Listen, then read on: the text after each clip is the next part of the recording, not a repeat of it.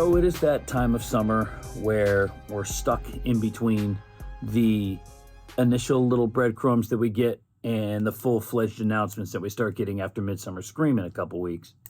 That being said, the next couple weeks will probably be a little short.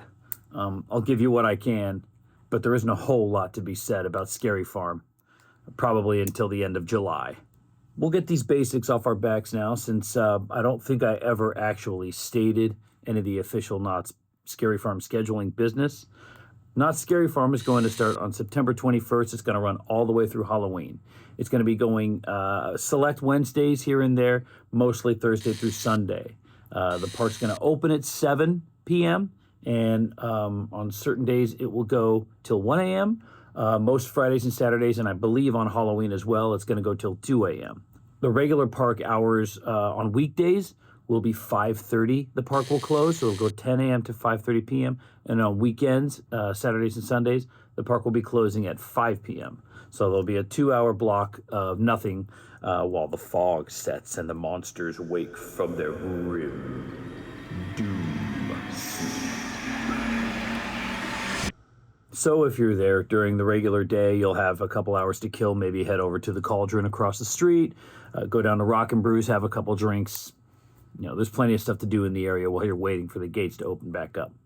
Before I start getting into the actual maze update stuff, though, I do want to draw a little bit of attention to the announcement of John Cooke being involved this year. They haven't said in what capacity he's going to be involved. I'm akin to believe that it's going to be a lot of involvement, just because he's been a set designer for such a long time, and for the last few years, he hasn't been involved at all. This year is a special year, so you want to bring in a special designer. John Cooke understands the park. He's been involved in a lot of their top projects recently. He's the kind of mind that you want to be involved in something innovative and passionate. If you look at the resume that he has in the park's recent history, the depths, until I went to that maze, I hadn't seen anybody utilize the laser jet over the fog. I'm sure it's been done, but I hadn't seen it used in that capacity. That was so cool.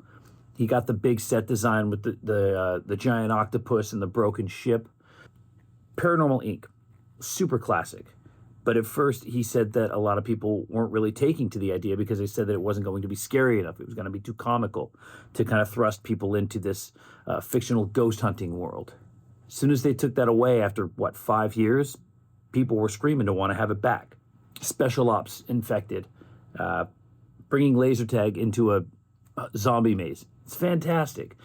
To pull off something that high volume in such an important event, in such a high capacity, takes a lot of logistical efforts and a lot of know-how in that department.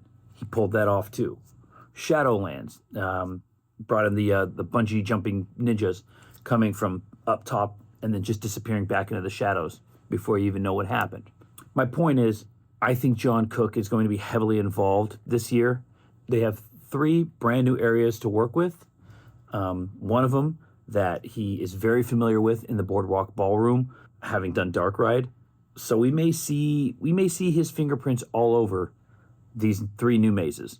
He may be Knott's Scary Farm's John Murdy. Now, with all that out of the way, I went to Knott's this week and took a sneak peek around. I kind of look behind where they usually will keep a lot of the storage for some of the, like a lot of the props and stuff. They'll bring them out from that far back garage where the security checkpoint is, where the employees go in and out. And I kind of just looked around at the pile of stuff they had there. It looks like a lot of stuff they use for Ghost Town Alive. A lot of those barrels and boxes and stuff. I don't know what that blue thing is. It looks like it's a prop for something, but it looks sort of like some sort of vehicle. Not exactly sure what it's for, or what it's going to be used for, or if it's anything at all. But I saw that there, and I thought I'd take note of it because that's new to me. Last time I looked back there was when they had all the Dark Ride stuff that they were throwing into that dumpster. Over at the old Pumpkin Eater maze set, looked through there, and this is definitely going to be a church scene. These are some serious church windows. There's a cross right down there. I don't know how the hay is going to factor into this whole thing, but this may have some sort of sinister nun priest kind of vibe to it. But this could get really wicked really fast. And if it's some sort of religious, supernatural kind of Catholic Church vibe, that whole scare zone, all of Camp Snoopy, that land is going to be transformed into something super dark and something that could very easily be a super easy segue into Dia de los Muertos in Fiesta Village there. Ta-da! We just set up the whole northeast wing for you, Not Scary Farm. You're welcome. The area that they're bringing back under Berry Tales in the arcade, where the exit is, it looks like they just painted that brick.